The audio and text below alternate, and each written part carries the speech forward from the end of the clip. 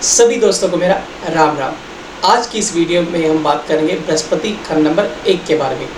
आज की इस वीडियो में हम जानेंगे कि बृहस्पति खंड नंबर 1 के बारे में लाल किताब में क्या कहा गया है, उसके बारे में हम डिटेल में डिस्कस करेंगे, इसलिए वीडियो को अंत तक जरूर देखें। चलिए आइए शुरू करते हैं आज की ये वीडियो। बृहस्पति खंड नंबर 1 में पंडित जी ने लिखा है कि कीमियागर, पेशानी, पीले रंग, शेरे नर, चलता साधु। दोस्तों, जो ये मैंने लाइनें ली हैं ये मैंने 1941 की बुक से ली है। इन लाइनों का बहुत ही ज़्यादा डीप मीनिंग है। चलिए जानते हैं इन लाइनों में पंडित जी ने क्या कहने की कोशिश की है। सबसे पहले हम बात करेंगे कीमियागर के बारे में। दोस्तों, कीमियागर जो है ये उर्दू का एक वर्ड है।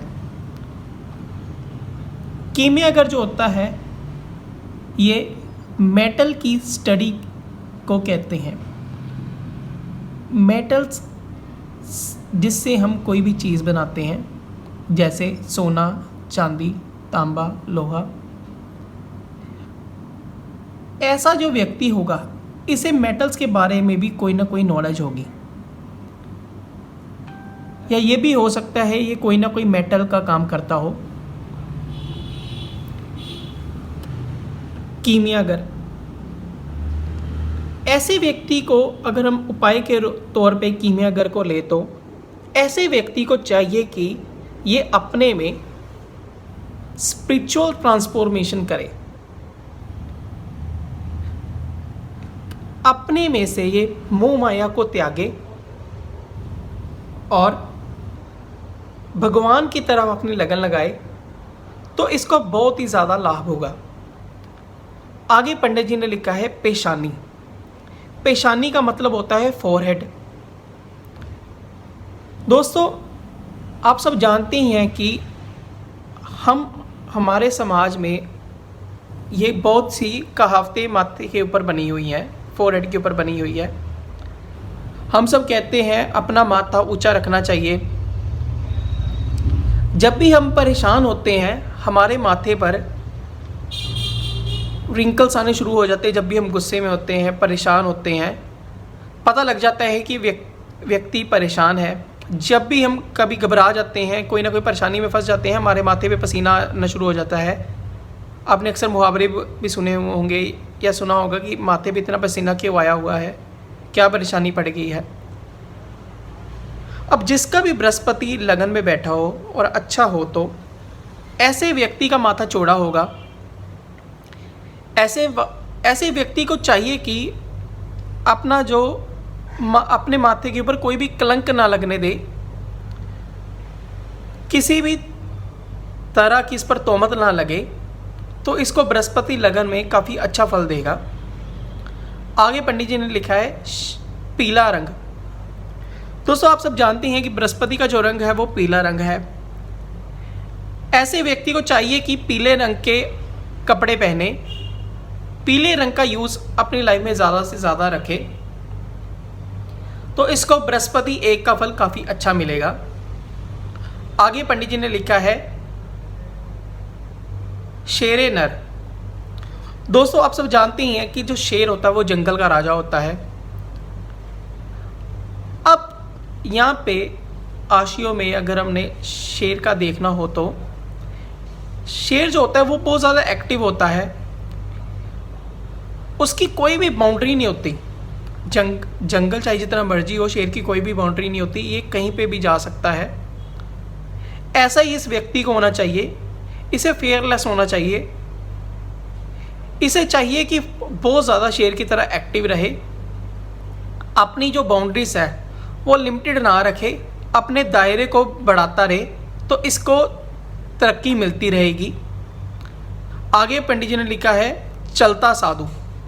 दोस्तों, जो चलता साधु होता है, जो साधु होते हैं, 2 तरह के साधु होते हैं। एक तो एक जगह पर बैठे रहते हैं और एक जो होते हैं अलग अलग जगह पर घूमते रहते हैं। अगर चलता साधु जो होता है वो अलग अलग स्थान पर घूमकर अपना ज्ञान बढ़ाता है और लोगों को अपना ज्ञान प्रदान करता है, देता है। ऐसा ही इस व्यक्ति को होना चाहिए। जैसे मैंने शेर नर में बताया है कि इसकी बाउंड्रीज जो है इसको लिमिटेड नहीं रखनी चाहिए। इसको चाहिए कि अपनी बाउंड्रीज बढ़ाता रहे और अपनी नॉलेज लोगों के साथ शेयर करता रहे और अपना सर्कल बढ़ाता रहे। अगर ऐसा ये करता रहेगा तो इससे बहुत ही ज़्यादा बेनिफिट होगा, बहुत ही ज़्यादा लाभ होगा। दोस्तों, ये थी बृहस्पति 1 के बारे में जो आशियों में पंडित जी ने लिखा है 1941 में। आगे हम जो अगली लाइन्स है उसके बारे में बात करते हैं। दोस्तों, आगे की बात करते हैं बृहस्पति 1 में पंडित जी ने क्या लिखा है। पंडित जी ने आगे लिखा है, घर पहला है तख्त हजारी, गृहफल राजा कुंडली का, गुरु मगर ना इसको चावे, झगड़ा मनुष्य है माया का। दोस्तों, पंडित जी ने यहाँ पे कहने की कोशिश, पहला जो घर है इसे हम राज तख्त भी कहते हैं। पहले घर में लगन में जो भी ग्रह बैठता है वो राजा की तरह होता है, उसका ही हुक्म सारी कुंडली में चलता है। जैसे राजा का हुक्म सारे राज दरबार में चलता है, सारे देश में चलता है, उसी तरह ही लगन में जो भी ग्रह बैठा होता है उसका ही हुक्म सारे टेवे में चलता है, सारी कुंडली में चलता है। घर पहला है तख्त हजारी, ये जैसे लगन की मैंने इंपॉर्टेंस बताई है वही यहाँ पे लिखा है। घर पहला है तख्त हजारी, जो भी इसमें ग्रहफल राजा कुंडली का। ग्रहफल वो होता है जिसका असर, जिस ग्रह का असर आपको मिलेगा ही मिलेगा, जिसके असर में हम हेर फेर नहीं कर सकते। उस ग्रह फल के ग्रह के उपाय आप जितने मर्जी कर लें, वो अपना असर देख के ही रहेगा। मतलब बृहस्पति जब भी पहले घर में बैठ जाए वो अपना असर पूरा का पूरा वहां पे देगा ही देगा। आगे पंडित जी, गुरु मगर ना इसको चाहते, झगड़ा मनुष्य माया का। दोस्तों, जो गुरु होता है, कोई भी गुरु हो, वो पैसे को इतना प्यार नहीं करता, वो उसको प्यार होता है स्पिरिचुअल नॉलेज से, भगवान से। इसलिए हमने देखा होगा कि कोई भी गुरु है वो कभी भी गद्दी पे नहीं बैठता, एक राजा ही गद्दी पे बैठता है, वो ही अपना शासन चलाता है। इसी तरह बृहस्पति 1 में है। बृहस्पति जब भी 1 में आ जाता है वहां पे बृहस्पति को लगता है वो फंस गया है यहाँ पे बैठ के। बृहस्पति को इतना लगाव नहीं होता पैसे से, वो उसको लगाव होता है अपनी नॉलेज से। यही यहाँ पे पंडित जी ने कहने की कोशिश की है कि बृहस्पति जब भी 1 में लगन में बैठ जाए, तख्त पे बैठ जाए, उसके असर को आप कम नहीं कर सकते। जो भी उसका अच्छा असर है वो अच्छा असर अपना देगा, अगर उसका कोई नेगेटिव रिजल्ट है वो अपना नेगेटिव रिजल्ट पूरा देख के ही रहेगा। ऐसे व्यक्ति को पैसे के लिए इतना लगाव नहीं होता, उसे अपनी इज्जत मान को ज़्यादा लगाव होता है। आगे पंडित जी ने लिखा है, गुरु अगर घर पहले ही आवे, इलम सोना ले आता है, लिखना पढ़ना अगर ना जाने, बेस वकीरी पाता है। दोस्तों, गुरु अगर अब पहले घर में आके बैठ गया है,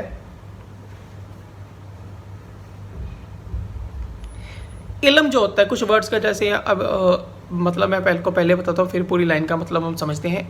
इल्म का मतलब होता है स्किल। जैसे हमने बृहस्पति 1 में आशियों में बात की है कि ऐसा व्यक्ति मेटल का कोई ना कोई काम करता होगा, इसी पे यह पंडित जी ने यहाँ पे भी वो इंडिकेट किया है कि अगर बृहस्पति लगन में आके बैठ जाता है, पहले घर में आके बैठ जाता है, ऐसा व्यक्ति जो होगा किसी ना किसी स्किल की इसको पूरी की पूरी नॉलेज होगी। सोना ले आता है। सोना जैसे आप सब जानते हैं कि बहुमूल्य रत्न, बहुमूल्य मेटल है। सोने की जो मेटल है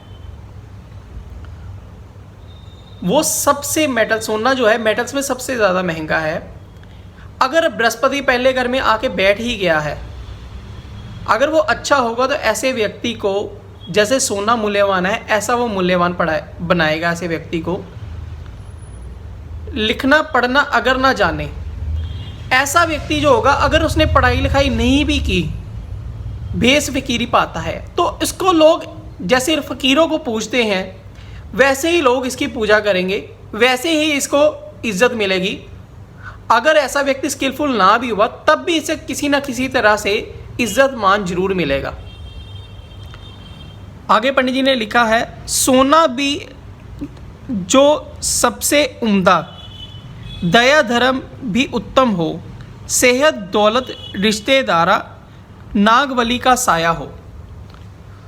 सोना भी सबसे उम्दा, मतलब जो प्योर सोना है, सबसे अच्छा जो सोना है प्योर सोना, ऐसा ये व्यक्ति होगा प्योर सोने की तरह, जैसे जिसमें कोई भी मिलावट नहीं है, जिसमें कोई भी खोट नहीं है, ऐसा ये व्यक्ति होगा। इसे हर तरह से पैसा आता रहेगा, रुतबा मान सम्मान मिलता रहेगा।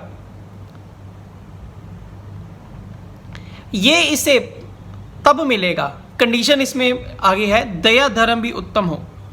जब इसमें दया धर्म होगा, इसकी नेचर होगी लोगों पे दया करने वाली, और ये धार्मिक होगा तो इसके सबसे ज़्यादा बेनिफिट होगा।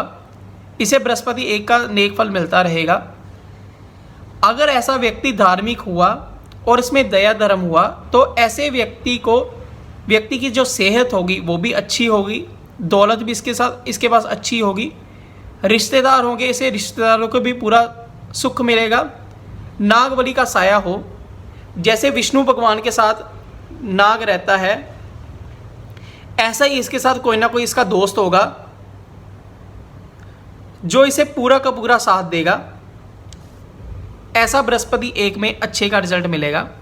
आगे पंडित जी ने लिखा है, उम्र 16 से घर को तारे, कुल संसार बुढ़ापे में, गुरु हवा दोनों हैं चलते, फिरते कुल जमाने में। दोस्तों, जो 16 साल की एज होती है, लाल किताब की अगर दशा में देखा जाए तो 16 साल की जो एज होती है ये बृहस्पति की होती है। अब जिसका भी बृहस्पति एक में बैठा है, इसमें ये होगा कि व्यक्ति जो है वो 16 साल की उम्र में ही कमाना शुरू कर सकता है, या 16 साल की एज में वो कोई ना कोई काम में पड़ जाएगा, किसी ना किसी बिजनेस में पड़ जाएगा, या कोई ना कोई ऐसा काम करेगा जो उसकी पूरी की पूरी लाइफ उसको बेनिफिट देगा। 16 साल की एज में मोस्टली आज के टाइम में देखा जाए तो व्यक्ति जो होते हैं 10th पास आउट करते हैं। ऐसा व्यक्ति अपनी उस टाइम में कोई ना कोई स्ट्रीम ऐसी चुनेगा जिससे इसको बहुत ही ज़्यादा बेनिफिट होगा। आगे जाके उस चीज़ से इसके पूरे के पूरे घर को बेनिफिट मिलेगा।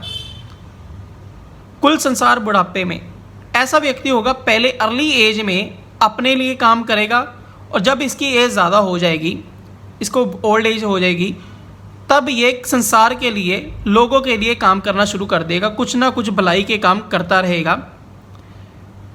गुरु हवा दोनों हैं चलते, फिरते कुल जमाने में। दोस्तों, जो हवा होती है ये भी बृहस्पति की होती है। गुरु हवा दोनों हैं चलते। अब गुरु जो है बृहस्पति के साथ इसको डिनोट किया गया है, और हवा जो है ये भी बृहस्पति है। हवा को जो है वो कोई भी कंट्रोल नहीं कर सकता। हवा जो होती है वो अपनी मर्जी से चलती है, उसके लिए कोई भी बाउंड्री लिमिटेशंस नहीं होती। जहाँ पे दिल चाहे वहाँ वो हवा जा सकती है। ऐसा ही ये व्यक्ति होगा कि इसको कोई भी व्यक्ति बाउंडेशंस में, लिमिटेशंस में बांध नहीं सकेगा। इसका जो दिल करेगा ऐसा व्यक्ति अपना करने की कोशिश करेगा। ऐसे व्यक्ति को ये भी हो सकता है घूमने फिरने का शौक हो। आगे पंडित जी ने लिखा है, उम्र 27 पिता से बिगड़े, खुद कमाई करता हो, शनि चक्कर से 7वें आवे, पिता न उस घर बैठा हो। इसमें पंडित जी ने कहने की कोशिश की गई है कि जो लाल किताब में 25 से 27 साल होती है वो शुक्र की एज होती है। जब भी ऐसा व्यक्ति को शुक्र की एज लगेगी, मतलब इसको 27वां साल आएगा, इसके पिता को कोई ना कोई कष्ट आएगा। ये भी हो सकता है ये अपने पिता से अलग हो जाए, पिता से अगर इसकी मैरिज हो, जैसे आजकल होता है कि न्यूक्लियर फैमिलीज हैं, मैरिज के बाद व्यक्ति घर से अलग हो जाता है, या कोई ना कोई ऐसे व्यक्ति के साथ सर्कमस्टांसेस बनेंगे कि 27th एज में ये इसे या तो पिता से अलग काम करना पड़ जाएगा, या फादर से किसी न किसी तरह से दूरी बन सकती है ऐसे व्यक्ति की, या ये हो सकता है कि पहले ही अपने फादर के साथ काम करता हो और 27th एज में अपना कोई ना कोई अलग काम ये शुरू कर दे। शनि चक्कर से 7वें आवे, पिता न उस घर बैठा हो। 27 साल एज के बाद जब भी शनि वर्षफल में 7th में आएगा तो पिता को उस साल कोई ना कोई कष्ट आएगा। उस साल में ये पिता से दूर होगा, ये भी हो सकता है अपने फादर से ये दूर हो, फादर यहाँ पे रह रहे हो या ये व्यक्ति फॉरेन में गया हो, ऐसा इसके साथ होगा जब भी 27वें साल के बाद शनि 7वें घर में आएगा। आगे पंडित जी ने लिखा है, उम्र मामू की छोटी होवे पर छोटी ना अपनी हो। जिसका भी बृहस्पति 7वें घर में बैठा है उसके मामू की, अगर वो बृहस्पति खराब हो तभी ये कंडीशन, तभी ऐसा होता है कि इसके मामू जो होगा उसकी एज कम होगी, किसी ना किसी मामू की अर्ली एज में डेथ भी हो सकती है। बट पंडित जी ने ये बताया कि मामे में चाहे कष्ट हो, जिसका बृहस्पति 1 में बैठा है ऐसे व्यक्ति को खुद को कोई नुकसान नहीं होगा, ऐसे व्यक्ति की एज जो होगी वो अच्छी होगी। आगे पंडित जी ने लिखा है, घर 7वां घर खाली होवे टांग तख्त की टूटी हो। दोस्तों अगर बृहस्पति लगन में बैठा हुआ है और 7वां घर खाली है तब बृहस्पति सोया होगा, वो तभी जागेगा जब इस व्यक्ति की शादी होगी या उसको उपाय से जगाया जाए। 7वें घर को वजीर का घर भी कहते हैं। अब राजा तो अपना राज चला रहा है, पर उस राजे का कोई वजीर ही नहीं है जो उसके हुक्म को अप्लाई कर सके, तो उसको दिक्कत तो होगी ही। यही पंडित जी ने कंडीशन बताई है कि अगर 7वां घर अगर जिसका भी बृहस्पति लगन में बैठा है और ऊपर से उसका 7वां घर खाली है तो उसे बृहस्पति का अच्छा फल नहीं मिल पाएगा, तो उसकी लाइफ तब तक डगमग रहेगी, तब तक उसको लाइफ में बृहस्पति के नेक रिजल्ट नहीं मिल पाएंगे जब तक बृहस्पति 7 का बृहस्पति लगन में जो बैठा है उसके सामने 7वें घर का कोई ना कोई उपाय किया जाए, उसको जगाया जाए या इसकी शादी ना हो जाए, तब तक इसको दिक्कत रहेगी। आगे पंडित जी ने लिखा है, माता इसकी शिवजी होवे पर औरत से डरती हो, बेटे को तो तारती जावे खुद 51 मरती हो। माता इसकी शिवजी, दोस्तों जैसे शिवजी भगवान होते हैं वो भोले वाले हैं, वो हर किसी से प्यार करते हैं, किसी से दुश्मनी नहीं करते। ऐसा ही बृहस्पति 1 वाले की माँ होगी, वो एकदम भोली भाली होगी, धार्मिक होगी, भगवान को मानने वाली होगी, हर एक किसी से प्यार करेगी। पर जो बृहस्पति 1 वाले की औरत होगी इससे वो डरती होगी। मतलब ये भी हो सकता है माँ और इसकी औरत में ट्यूनिंग इतनी अच्छी ना हो, ऐसा होगा। बेटे को वो तारती जावे, मतलब जो भी बृहस्पति 1 वाले की माँ होगी वो अपने बेटे के लिए बहुत ज़्यादा बेनिफिशियल होगी, बेटे को वो बेनिफिट देती रहेगी, खुद 51 मरती हो। मरती अब ये ज़रूरी नहीं है कि जब इसकी 51 ईयर वर्ष पर लगे, इसकी एज आए तब उसकी मदर की डेथ हो जाए। ये हो सकता है कि उस साल 51 ईयर एज में इसकी मदर को कोई ना कोई कष्ट जरूर आएगा। आगे पंडित जी ने लिखा है, केतु लड़का आसन उम्दा बुध निकम्मा लेते हैं, घर 5वें घर शनि हो बैठा कोठे भी उसे मंदे हैं। केतु बृहस्पति का जो चेला है वो केतु है। जब भी जिसका भी लगन में बृहस्पति बैठा है इसके घर बेटा होगा, इसको बहुत ज़्यादा बेनिफिट होगा, इसको नेम फेम उसके बाद मिलेगा, इसकी समाज में तरक्की होगी, लोग इसकी इज्जत करना शुरू करेंगे, हर तरफ से इसको बेनिफिट होगा। बुध निकम्मा लेते हैं, बृहस्पति और बुध में अब देखा जाए इतनी ट्यूनिंग अच्छी नहीं है। जब भी ये हो सकता है कि बुध अब बेटी भी क्या है, बिजनेस भी है, बहन भी है बुध।